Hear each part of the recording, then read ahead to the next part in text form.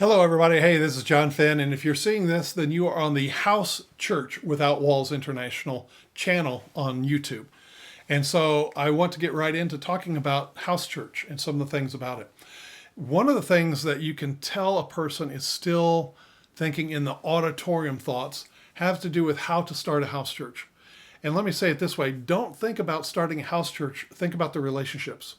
Because any thing that comes of the Lord in terms of a house church actually springs forth from the relationships that go forth. So work on those. How get together with that person, that relative, whatever. Get together in your home. Go have coffee. Go have a meal.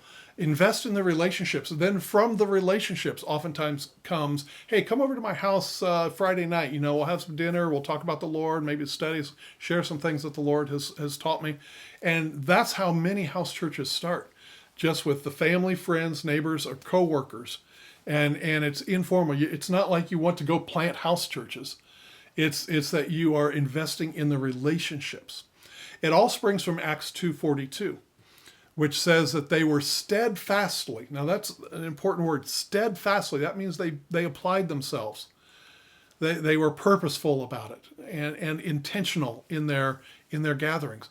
And it says they were steadfastly in the apostles' fellowship, teaching, breaking of bread, and prayer. Now, every commentary that I've read has said that the breaking of bread in Acts 2:42 does not refer to the Lord's Supper or communion, because in the context, when they got together, it was always food would be involved. And of course, we see this throughout the Gospels. We see Jesus being wined and dined, so to speak. And we see like Pentecost happened in a house, and where Peter was staying in Joppa at a house, and he went to Cornelius' house. And so when they gathered, there was always food. It's natural. We do it today. It's human nature all over the world. And in that culture, that was both Jewish culture and Roman culture and Greek culture, to have kind of a community meal, a family meal, when on either a weekly basis or a regular basis, and invite friends, families, neighbors, etc. into these meals. And so Acts 2:42, don't try to start a house church per se, but it springs forth from the relationships. Now, if you've already got the relationships in place and say, hey, I'm going to start a house church, fine and dandy, do that. But many people just starting out say, it's just me, and I really don't know anyone.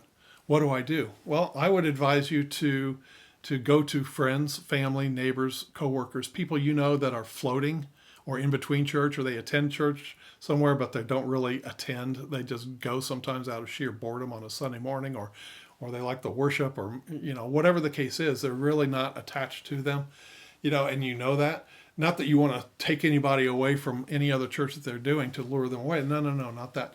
But if they're floating, if they're really unattached and they're a friend, invest in that and just think about getting together and sharing a meal and talking about what the Lord is doing. All right, that's a quick one right here this morning. Next one, I want to get into 1 Corinthians chapter 14, so stay tuned.